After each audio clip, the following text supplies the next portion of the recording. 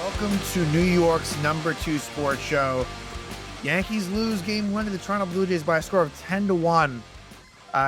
Things unraveled for the Yankees at the end of the game. Very frustrating loss for the Yankees. Again, this was a game that Toronto especially needed to win. They won. Ended up being a convincing win.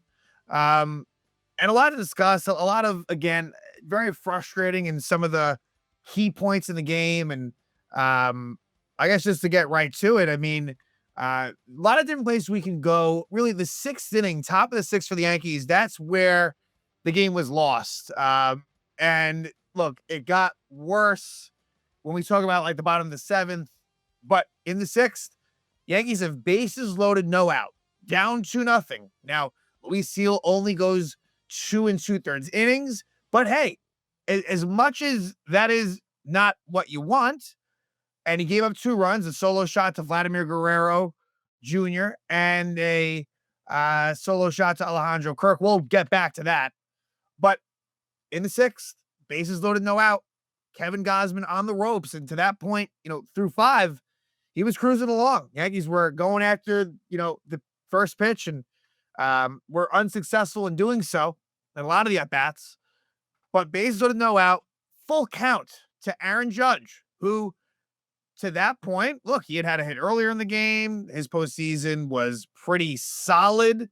No homers, but a bunch of hits. Like, not something that I can be mad at in a vacuum. But when you consider previous postseasons and the Yankees need this guy to live up to what he does in the regular season, because he hasn't come close in the postseason, what does he do? Bases loaded, full count. He swings at ball 4. And, I understand that Gausman kind of set him up the pitch before for the splitter that he would see striking out, but that's inexcusable. That cannot happen. And the Yankees end up getting a walk to Cody Bellinger, the next batter, and then Ben Rice pops out. They bring on Louis Varland, who just absolutely dominates Giancarlo Stanton. And that'd be the one run the Yankees would score all game. So, yeah, a lot of my disdain goes towards Aaron Judge for this game, but he's not alone. He's not alone because, yet again, Luke Weaver unable to get an out. 3 batters faced, 3 batters reach, just like game 1 of the Red Sox series. And now it's to the point where Luke Weaver, he is buried in that bullpen depth chart. Absolutely buried. Like, you're not going to see him in a big spot unless it's just you're running out of arms. Right. And honestly, Fernando Cruz shouldn't be too far behind him. Fernando Cruz did not look good. He has, really been sort of lucky in a lot of his outings lately.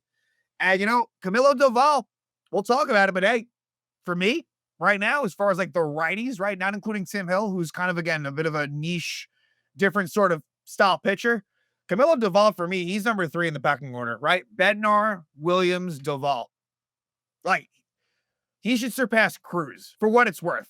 At the bare minimum, he has to take Weaver's spot. And I feel that he will. I feel that he will. And not that Duvall's the answer. Look, he's had his struggles, and who knows how he'll be like in a more pressurized spot where the Yankees are leading, let's say, like in the 7th inning type of thing, right? Like, who knows how he'll do. But at this point, it's worth the shot. The bullpen is a problem. We've known that. And the Yankee offense has really not been very good in these 4 games. They have been. I mean, game 1, again, look, it's against Garrett Crochet. I get it.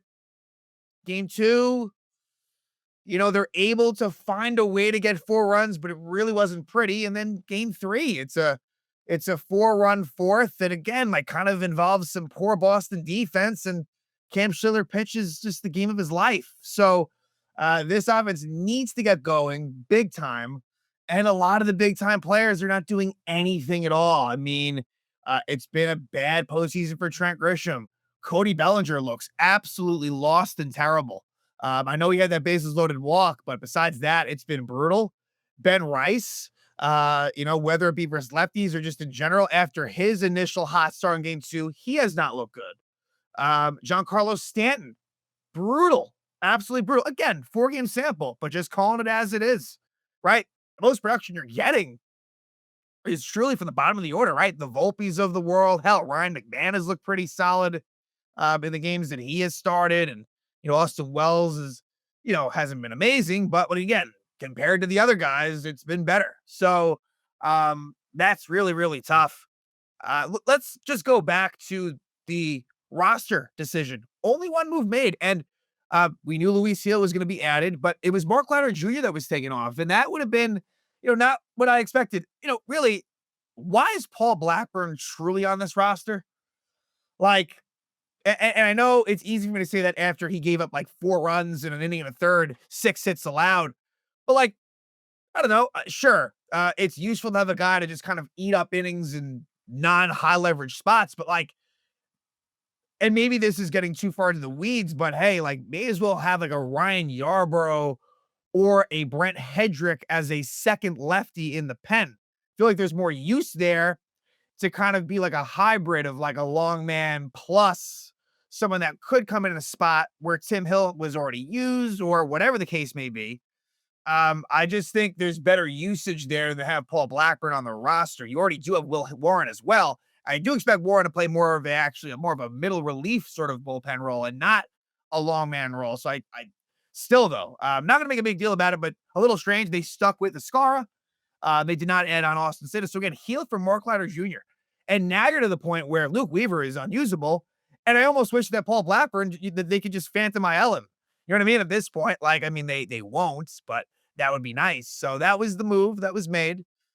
So still 14 position players and 12 pitchers for the Yanks, but Luis Hill struggled. But really to me, he wasn't the reason that they lost. And that was really based on the fact that Tim Hill and Doval did well. So Luis Hill loses, goes to 0-1 in the postseason, 2 2/3 innings, 4 hits, 2 runs, no walks, and 2 strikeouts. For the Blue Jays, Kevin Gausman was really looking very sharp for a while, but he wasn't overly dominant. He gets the win, 1-0 in the postseason, 5 2/3 innings, 4 hits, 1 run, 2 walks, 3 strikeouts.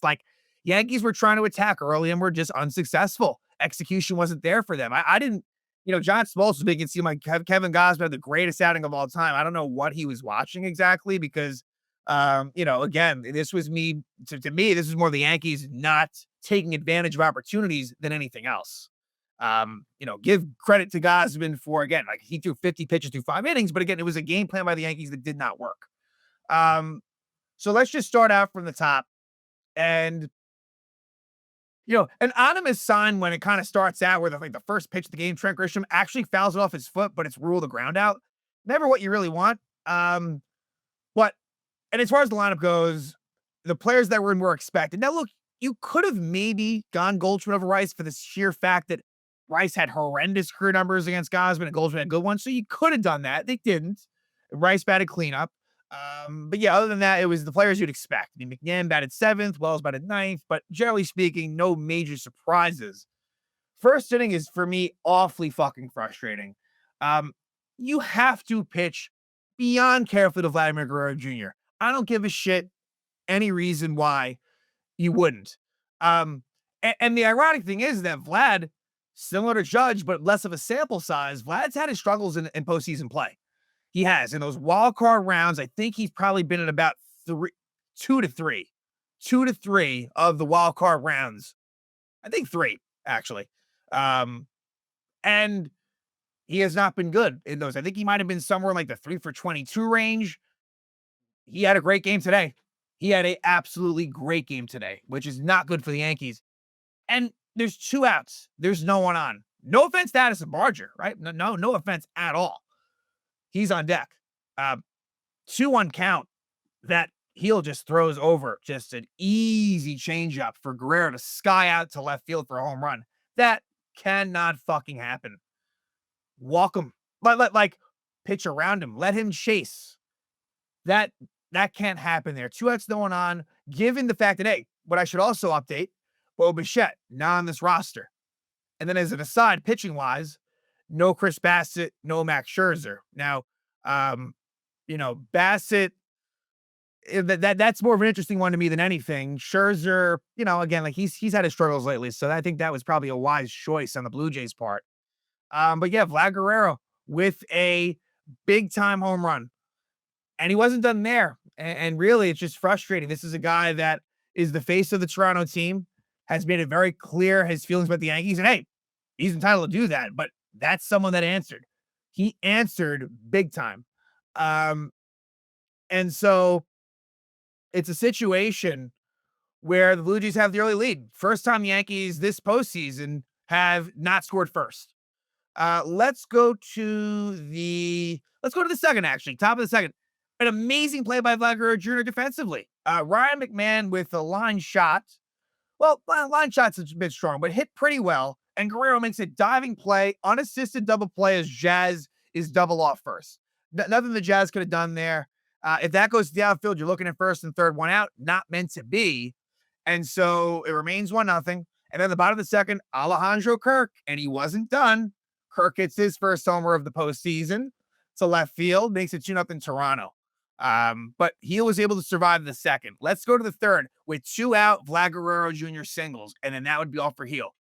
I'm fine with that move. I really, really am. Like, it's one thing if somehow the Yankees were getting killed. Like, and then at that point, I would say, may as well just let him ride and just like eat it.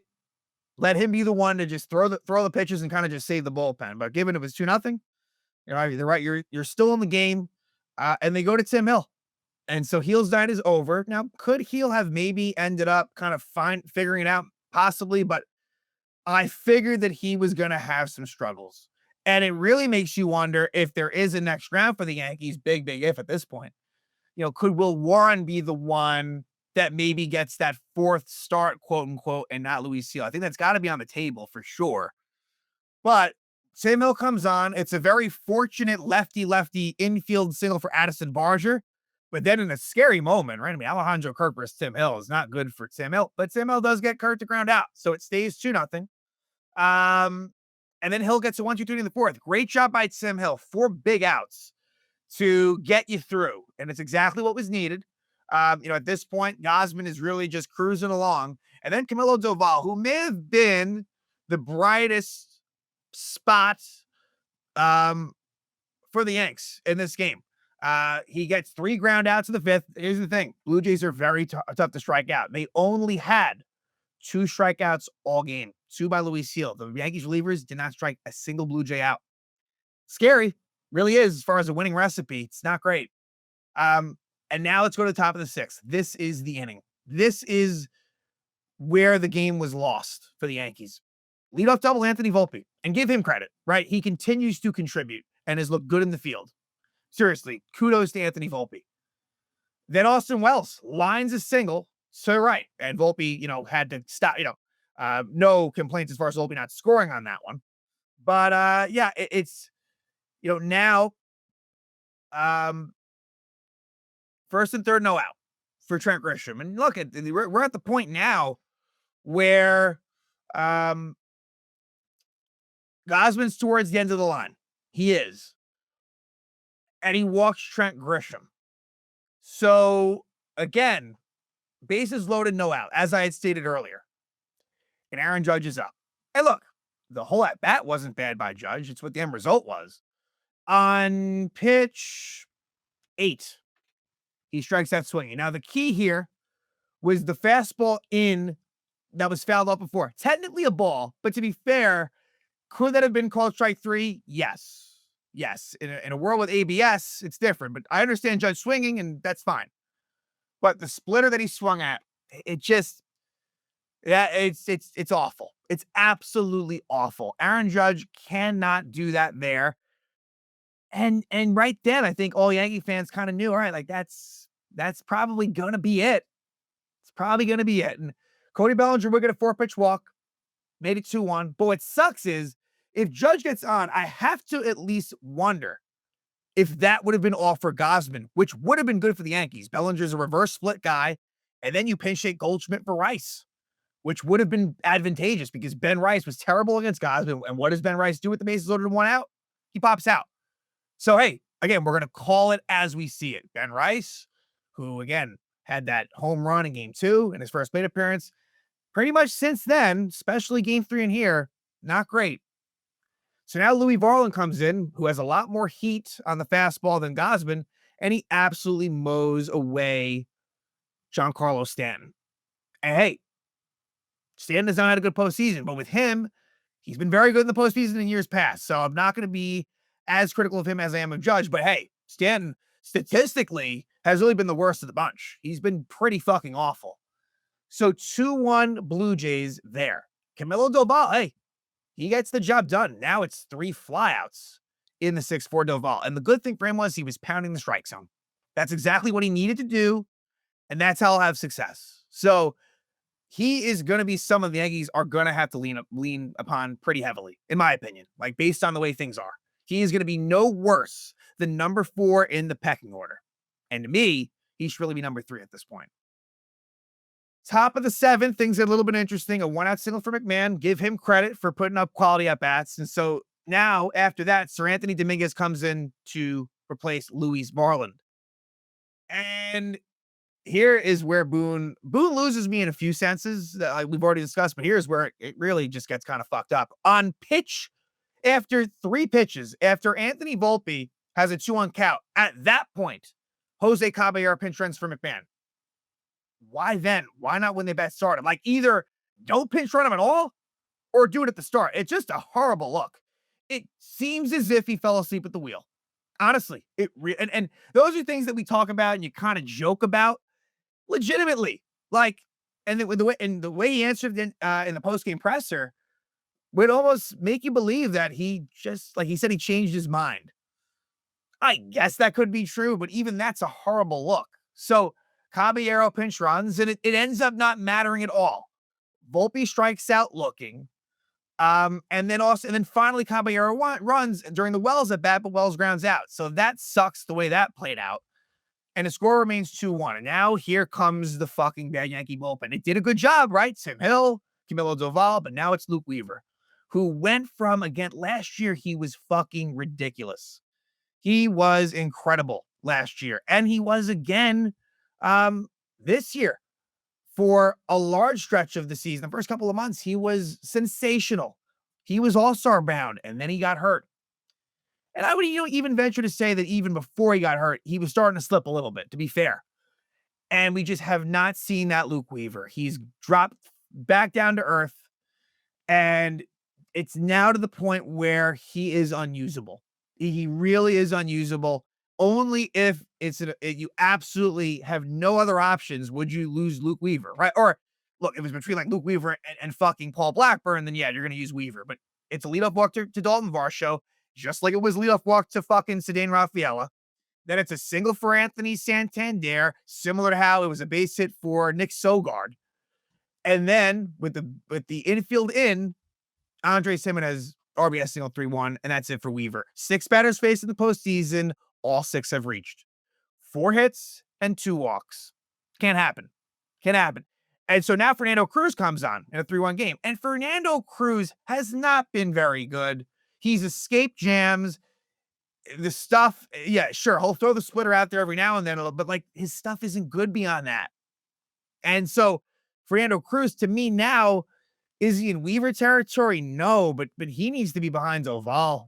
Like everything being completely equal, right? Like, see, Cruz needs to be more in that middle territory at this point. Again, you can't feel great about the bullpen. So Ernie Clement bunts, and a nice play by Cruz defensively to get you out at third, right? So an unsuccessful sack bunt attempt by Ernie Clement. But then Cruz walks George Springer. The walks have been fucking crazy lately for Cruz. Then the big hit here in this inning is Nathan Lucas with a 2-run bases loaded double to give the Blue Jays a 5-1 lead. And then the next thing was just fucking perplexing. Vlad Guerrero Jr., second and third, 1 out. It becomes a 3-0 count. Fucking walk him. What are we doing here? There's a base open. It's a 3-0 count. He's been red hot. What are we doing here? And you know what sucks? Fernando Cruz's control is so bad, he could have just as easily thrown ball 4 when trying to throw a strike. But what does he do? He lays one in there, and Vlad Guerrero gets a sac fly. It's scary that the team wouldn't have just either Cruz, it's more of a team thing, honestly, really more than Cruz. How are you pitching to him there? It doesn't make sense. So Guerrero gets the sac fly, makes it 6-1. Paul Blackburn comes in and gets Addison Barger to fly out. So it's a 6-1 game. We go to the 8th inning. The lefty Brendan Little comes on, and of course, then Judge gets the 1-out double. That is such typical crap where when you need him to get in the 6th inning, strikes out, and then when the game's already down 6-1, there's your double. Bottom of the 8th, Alejandro Kirk off of Paul Blackburn hits a home run, second homer of the game, 7-1. Really, at this point, Paul Blackburn could not do anything right.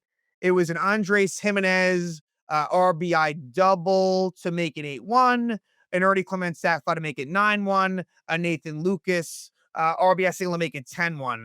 Just, Paul Blackburn basically throwing up batting practice for the Blue Jays. And so the final score ends up being very lopsided. 10-1 Blue Jays, 9th inning, Jeff Hoffman, who all I was hoping for was for the Yankees to face Jeff Hoffman down by, really ideally down by 1, right? If they could have just kept it 2-1, I was curious to see what that would have looked like. And so it doesn't matter. Jeff Hoffman kind of gets his feet wet, gets a little bit of the experience. Again, it's a 10-1 game, so it's completely different, but he's able to get out of there, finish the game, and the Blue Jays win 10-1. So a lot of things to be frustrated about, but hopefully a lot of things to be learned for the Yankees as far as what not to do the rest of this series. So now game 2, it is going to be Max Fried against Trey Yesavage, which I think is actually the right move by John Schneider. It was really between Yesavage and Bieber. Let Yesavage get the home crowd behind him and let the veteran Bieber go on the road. He's done it a million times. So I'm sure there was more reasons than just that, but I think that's actually a sensible one by Schneider. And for Max Fried, he is the guy that you want out there. It doesn't mean he's going to do well. And so it comes down to this. You need Fried to do well, and you need the Yankee offense to wake up. That is even almost maybe more paramount. And Yesavage, we'll see. This is going to be his, I believe, 4th major league start of his career. But the thing is, we've seen, Cam Slittler be ultimately successful, even Connolly early. He deserved better. So just because he's young, I don't look at that and say, hey, he's going to just, succumb to the pressure. He's going to be dangerous. He really is. I can see him giving the Yankees some problems, but this is now where the series turns, and the Yankees are the ones that are in must-win territory. To me, game 1, the Blue Jays had to have. Game 2, now the Yankees have to have. You can't go down to nothing. The Rogers Center is a house of horrors for this Yankee team. They're now 1-7 this year in Toronto, and they're going to have to win a game in Toronto. That's the whole thing with them not having home field. It means that you have to win at least one game in Toronto, and then you have no margin for error. You have to get it done at Yankee Stadium. Look, in order for the Yankees to win the series, they're going to have to win both games 3 and 4 at Yankee Stadium, which can be done, but it's in your best interest to win game 2. Because again, if you have to go to a game 5, I don't exactly love those chances. I just don't. So the Yankees, this is as close to a must win as you're going to get. In a lot of ways, I think Fried is the guy you want out there, but at the same time, again, the Yankees have just not been successful in Toronto. So, it's not, we haven't reached the point of it being disaster point, but a very frustrating game 1, very disappointing Aaron Judge. The guy needs to step up in the postseason. It just has not happened. And then, Luke Weaver, that's it for him. And really Fernando Cruz to a lesser extent as well. This is going to be a big one. Game 2 is really going to determine how you're feeling after 2 games, right? Because the whole plan, the whole mission accomplished thing was 1-1. And that can still happen. Like I said, they were likely to lose game 1. So you can kind of talk yourself into something presently, but if you go down 0-2, obviously you're in for massive trouble. Let's see what happens. Fried versus Yesavage. Yankees lose game 1. It unravels on them late. They lose by a score of 10-1.